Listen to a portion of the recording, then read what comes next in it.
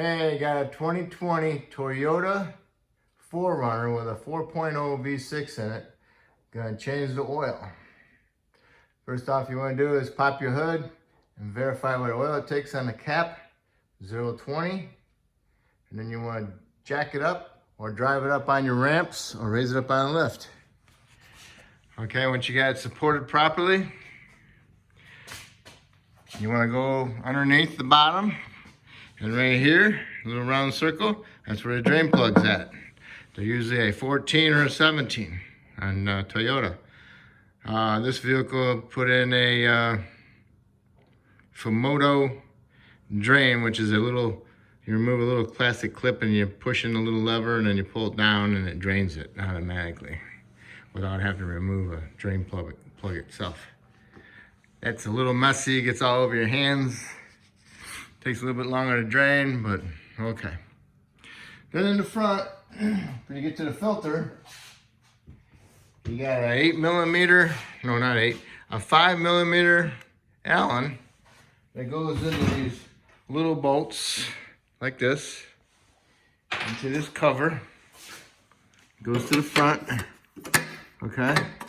So you remove them, take this down, and get you access to your filter, which is the typical Toyota style filter. That takes the filter socket, which looks like this one right here. I got one up in there already. Get yourself a 15/16 socket that goes on there with a decent ratchet to break it loose. Get your drain pan underneath and ready. But these filter housings do have a drain on them if you want to drain them. You still get oil out all over the place anyway. So what's the difference? But anyway, so I'm just going to remove the whole thing. I'll show you. Okay, I have it loose. It's not dripping yet, but I'm taking it off. And there it goes, here's draining. I got a little bit on my finger. So, you just let it drain. And then, this is the 4Runner. So, 4Runner has, you want to let that drain, you want to check your suspension parts. You want to inspect your tie rods, your ball joints, upper ball joints. What you're doing when you're inspecting, you want to see if your boots are torn, or if there's any rust, discoloration coming out of them. If you got that going on with them, then they are defective, because rust is not a good thing. But if you want to check for play, you grab hold of the tire at 3 o'clock and 9 o'clock, and you move it in and out. You'll pull on the 3 and push on the 9, and then pull on the 9 and push on the 3. See if you get any play that way. Then you can do the same thing at 12 and 6 o'clock. See if you get any play in your wheel bearing. And also if the upper ball joint's really bad, you'll feel something. Same thing with the rear, the bottom. So you want to do that on both sides. If it's good, then that's fantastic. Then you want to inspect your struts, see if there's any broken springs or if there's any oil coming out of the strut itself. It'll be wet and be collecting dirt. It'll be a darker discoloration on them, which are fine. Then you want to look around underneath. You want to look for oil leaks, coolant leaks from your radiator, condenser, up by your water pump, in the front cover area, and look around underneath inside of this guard. And then another thing is the drive shafts have grease zerks on them, so you want to line them up so the front one points to the driver's side. You can see it inside there. See it? There's that one. And then this one's got 2 of them. Got one on the end. See it? And then there's another grease zerk inside the U-joint, just right inside there. You stick your finger up in there and you feel it. And that's for the front one. For the rear one, you got one on the slip joint right here, one right there, and one at the U-joint. There's one right there, so there's two there. And back here, there's one on the rear. You see it? I put 4 pumps in them. I heard them squishing out, and it's good. Then you want to inspect your rear shocks, see if there's any oil coming out of them. Any discoloration, collecting dirt. Look at your axle seals, see if you get any leakage or discoloration or wetness. Same thing with the rear differential. Looks good. Same thing on the other side. Everything looks good, and inspect your calipers, see if you got any wetness coming out of them, any fluid, and they all look good. For your spare tire, you have to lower it down to check your tire pressure, because it's kind of hard to get to the valve, which is right there. What you can always do is lower them down and flip them so the valve stem is pointing down. You can always do that too. If you want to check your rear differential fluid, take the plug out right here, and the fluid should be even with the threads or a 1/4 inch below. If you want to change the fluid, you can take this drain plug out at the bottom, let it drain, and then fill it up. Make sure you remember to fill it up. Transfer case, fill plug is right here. Fluid should be right at the bottom of the threads or a 1/4 inch below. If you want to change the fluid on that, make sure you get the right fluid for it before you even start. And right here is a drain plug. Front differential, you might have to remove this front shield to get access to it. I don't see it easily, so I'm pretty sure it's the same way.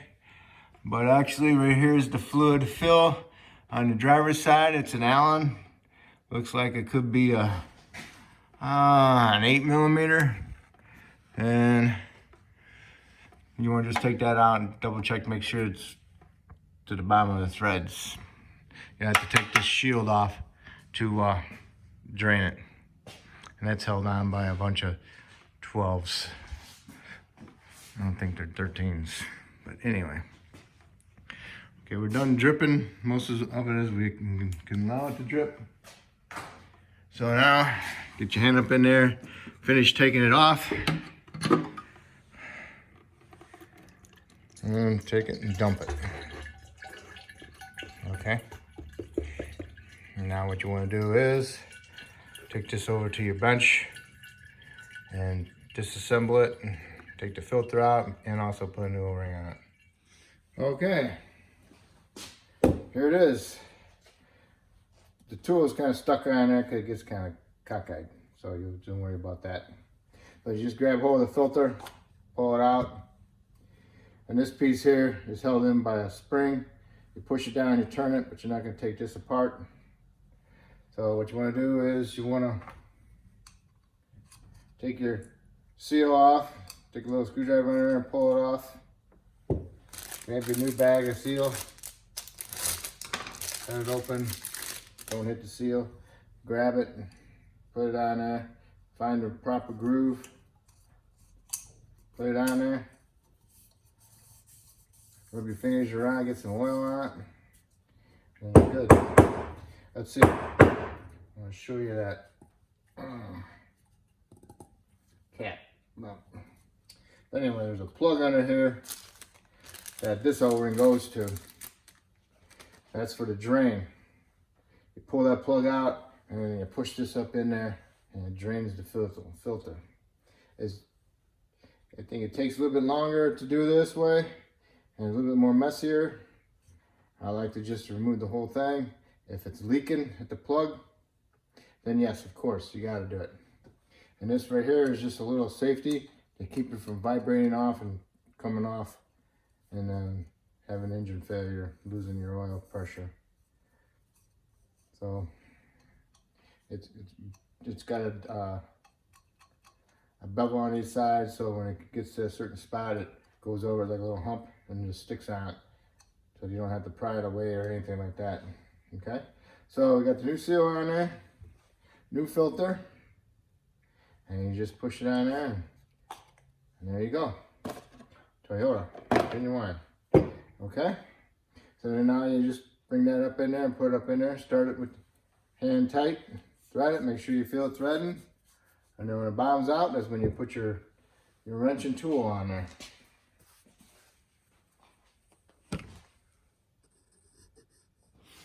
Okay, take the filter, shove up in there, find your hole, dart it, clockwise, spin it. Okay, as far as I can get with my hand, get your tool, your wrench in there, put it up on there.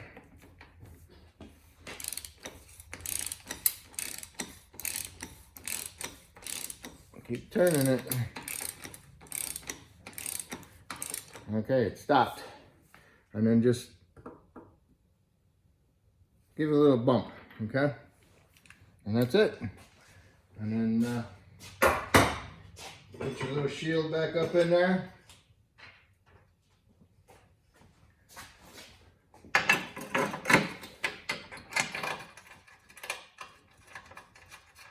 And these are 5mm. Up in there.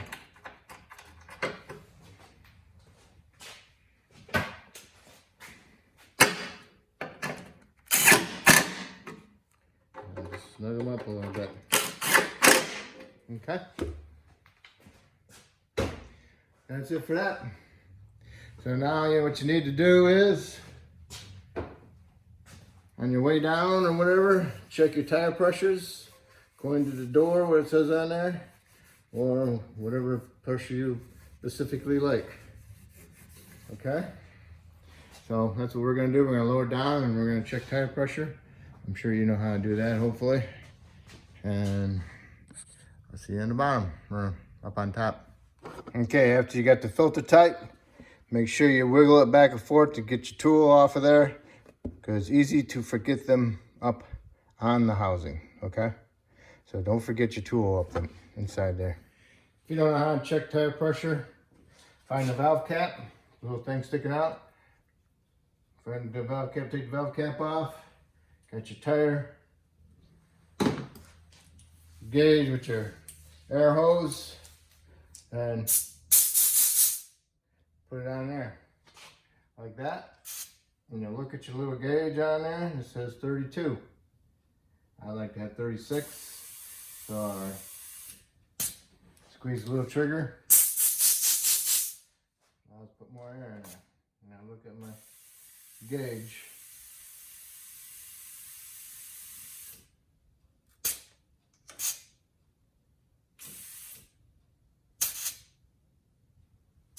$36. There's a little gauge inside here. All depends. All these are different. Some of them have a piece that comes out the end with the numbers on it. But anyway, that's how you do your tire pressure if you don't know how. Also, hey, if you're gonna rotate the tires, you need all 4 tires jacked up off the ground with jack stands supporting it, safety. Remove your lug nuts. There's 6 of them, and they're 21mm. And when you get them off, the tires should come loose. But if they don't come loose, then you have to go back on the back side and hit the rim on this part of the rim towards the inside. So you hit the rim on the inside right here, not there, right here. Okay, this is the more stronger part of the rim than this right here. If you hit them right here, you might crack this piece off where the bead goes. So you need to go underneath and find a spot where you can hit it properly and don't knock them loose. But first off, before you want to do that, you're going to take one of your lug nuts and thread it on a couple threads. So that way when it comes loose, it doesn't fall off and hit something or scratch it. Okay. In the front, no problem. Boom. Loose. Okay. 36-ounce sledge. Not a big sledge, but it's a handy sledge. So that's how you get them loose. This one, they're all that way. So I'm gonna have to go around and do the same thing to every one of them. Okay? So when I rotate it, they want them front to back. So front to back, put this one in the back and the front one to the front. I mean the back one to the front. All right, front to back, back to front. All right? Whew. So that's how you do it, all right? So you got your tire off. So what you wanna do, you wanna get a little wire brush and brush that inside there, and then put a little bit of anti-seize around the base right here inside here, where the rusty is, okay? And then also now you can inspect your brakes. You got a backing plate, which is this piece. And then the materials on the inside, that part that's touching the rotor. So it's got plenty of brake pad on the outer pad. So you go on the inside, the back side of the caliper, and you can see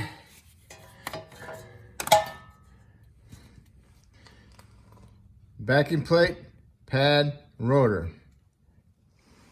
Pad, backing plate. So it's got pretty good amount of pad left inside there. Okay, so the brakes are good. So you want to do that to all 4 tires, all right? And don't forget to put a little bit of anti-seize on there to help you out for next time when you rotate them or inspect your brakes, okay? I just want to verify with you. So right here, this is where I was hitting the rotor, or the rim, right here. See the little dents right there?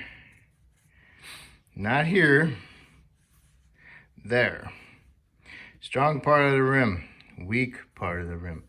All right, so just giving you that for an idea where to hit the rim. If you had a dead blow hammer, which is a dead blow hammer, that's a 4-pounder, you could hit it pretty much anywhere, but basically right on the strong part, and it won't leave these little marks like that on the rim. I just did that to show you what to use. On the average person doesn't have a dead blow hammer. So they have a sledge, just to give you the idea, okay? All right, you got your tires on, your rims on. Push the rim all the way against the hub. Start a couple threads on all your lug nuts. The reason is because they're not cone shaped, they're not self-centering. So what you have to do is get these started, and then what you want to do is pull the rim into the lug nut, because it's just a round hole, okay? You got them all started. So then what you want to do is grab hold of the tire, wiggle a little bit and pull it, and you'll see it plump in. Okay. And I always do is center the bottom too, like that, and I can run them in a little bit, and then I'll work my way around, okay? So those are centered in the holes, and they're good. See how I buffed up in there? Everything's fine.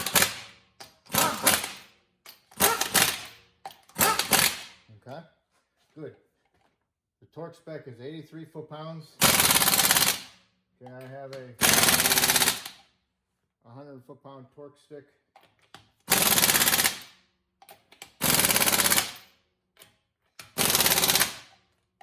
To me, that's sufficient. And I'll go around again. I'll do a star pattern tightening sequence. Okay? If you don't have a torque stick, then snug it up the best you can. We'll lower it down on the ground so the vehicle has some weight on it so the tires don't turn. And then torque them to 83 foot-pounds, star pattern. And then when you're done them all, then you can put all the vehicle weight on the vehicle, and then supposed to drive at 50 miles and then recheck your lug nuts with your torque wrench, okay? So that's how you properly do your tightening your lug nuts. Okay, find your oil cap. It's on the driver's side. I have to use a pair of pliers to grip it, to remove it, break it loose. So get that off, and then you get a funnel in there. Start off with 5 quarts. I'm gonna start off with 6 because the 3 5s, they take 6. I pulled the dipstick out and I wiped it off clean so I can see where it's supposed to be. 2 dots, low dot, high dot. You stick it back in there.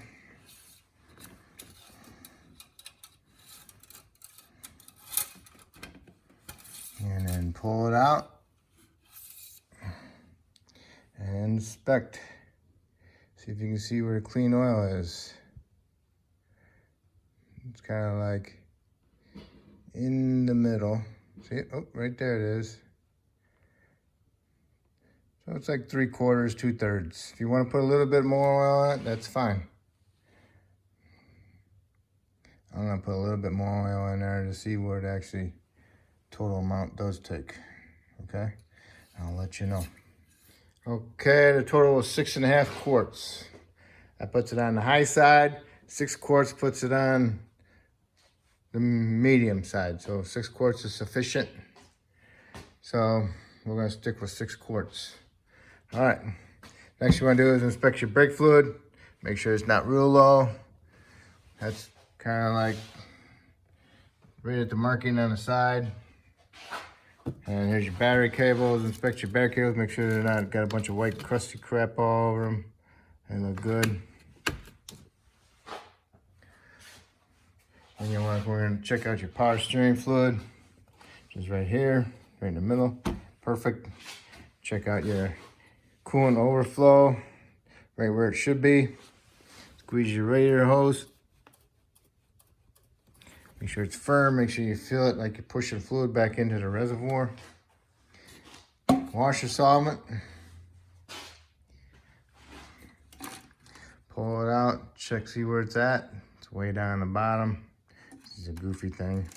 You can just fill it up to the top anyway. Okay, put your wash solvent in there. Want to check your air filter? It's got 4 of these on it. You pull them.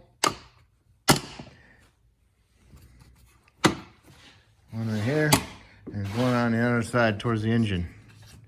Okay? And then pick up the whole housing, and then you can squeeze that filter out of there and inspect it. It's got a felt pad that goes over the top of it, so you can just dust it off and it'll be good. If there's any debris inside the housing, just go ahead and remove it with a vacuum. Just push these back up. If they don't come up easy, then the cover's not on properly. All right, I'm gonna top off my washer solvent, shut my hood, and I'm gonna put an oil change sticker on it for 3,000 miles over than what's originally on the odometer now. Okay, and that's how you do your oil change and filter and inspection and a rotation. And don't forget to tighten your lug nuts to 83 foot-pounds. And you are done. If I helped you out with this oil change, with this video, please subscribe to me. If you already subscribed to me, that's great. And I appreciate everybody. Thank you.